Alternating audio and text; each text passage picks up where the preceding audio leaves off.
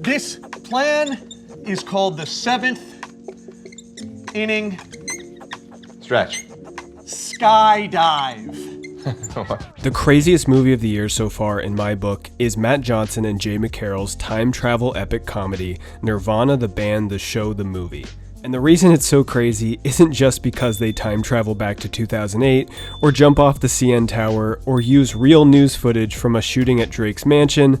It's because they used some incredibly copyrighted properties like Back to the Future and The Hangover, and didn't even ask for permission. Okay, watch this. Hold on to your butts!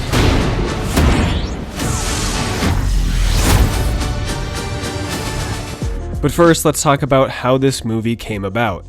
Nirvana the Band, the Show started out in 2007 as a web series created by Matt Johnson and Jay McCarroll, and has literally nothing to do with the actual band Nirvana. It's about two lifelong friends who are constantly devising plans to reach their one and only goal of having their band, which is named Nirvana the Band, play a show at the Rivoli Theatre in Toronto, Canada. And every episode features a new, insane plan to do this, and it always seems to fail.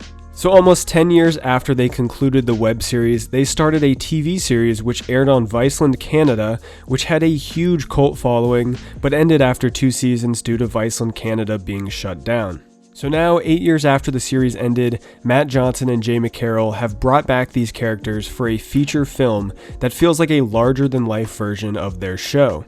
And even from the beginning of the web series, the show has been challenging copyright laws by using 2 N's in the spelling of Nirvana to avoid legal troubles, as well as creating parodies of hit TV shows and movies for different episode themes throughout the show. What?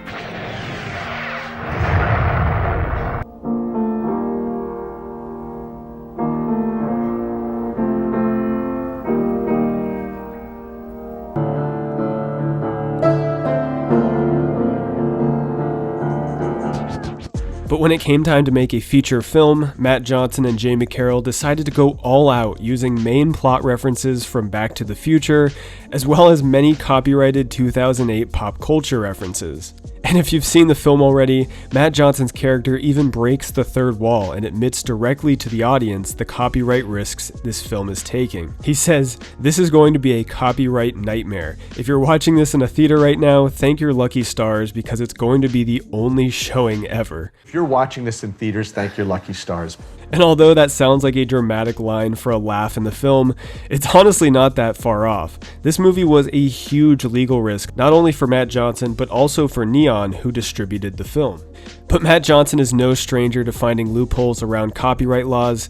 He's been doing it since his first feature film titled The Dirties, which debuted at Slamdance Film Festival back in 2013. When I made my first movie, The Dirties, I had no idea what I was doing, and I stumbled into basically the vanguard of what you could use in terms of copyrighted material.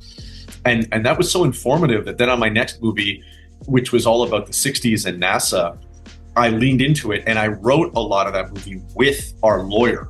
With this film, because it's so much about culture saturation and so much about how these characters are influenced by specifically American media from a certain era, it was just going back to that same rubric. And it's fair use law that allows these copyrighted elements to be used without informing the copyright holder or paying any money to them for use. In a traditional movie or TV show, you're not allowed to show licensed or copywritten material without getting approval of the copyright owner. But if you need to show that stuff in order to tell the story that you're telling, and by that I mean if you have a strong narrative reason for using the licenses that you're using, then there is a way through fair use that you can use that stuff without informing the copyright holder and without paying anything. So by applying fair use, it allowed Matt Johnson to not only reference elements from Back to the Future like the flux capacitor or the time machine, it also allowed them to reference plot details such as going 88 miles an hour to time travel and lightning striking the clock tower. Which, when you're watching the movie, feels like they're pulling off the impossible just because everyone knows properties like that are normally off limits unless you own the rights. Neon also decided to parody A24's Marty Supreme poster when someone on Neon's marketing team was accidentally CC'd on an email that included the unreleased poster. This gave Neon time to create the parody and release it around the same exact time as A24. Another big legal issue is that the film is mostly all shot in a mockumentary run-and-gun style, with real people all around the city of Toronto and with mostly hidden cameras.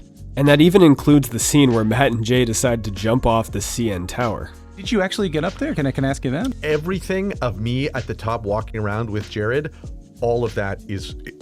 I mean, how much do you want me to say? I don't want to get in trouble. I don't want to get in trouble, so I can only say so much. But that is what it is exactly like to be at the top of the scene. Like, nothing is fake. They also decided to capitalize on the heavy amount of news crews around Drake's Toronto mansion when a security guard had been shot on the property. The news broke that Drake's security guard got shot in the head. We got in our car and drove to Drake's house.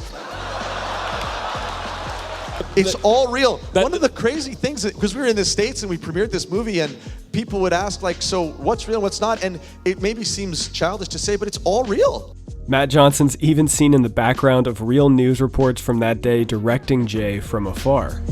So with all this potential risk, it's honestly amazing to me that a movie like Nirvana, the band, the show, the movie, even exists. And not only that, it is one of the funniest movies I have seen in a while. Matt Johnson and Jay McCarroll have unlocked this incredible approach of having both very improvised and documentary style filmmaking, but also keeping everything so structured and thought out. So if you haven't seen the film or the show yet, I highly recommend checking it out. And it's not something where you need to watch the show beforehand. Actually, Matt Johnson believes it's better that you don't. I actually think it's better to watch the movie having never seen anything. Yeah. I think it's actually more of a, because in some ways it's much more tame than our TV show. And as far as season 3 of the show, it seems like it's already in the works. Most of the filming has actually already been completed back in 2018 before Viceland Canada got shut down. And did you mention Neon is releasing the series? Yeah, Neon is releasing the entire series. And including season 3? Is there some season 3 thing? Well, we don't want to release season 3 in parts. We want to release it all at one time. But we are going to have to do like a ton of work to finish the episodes because we just got frozen.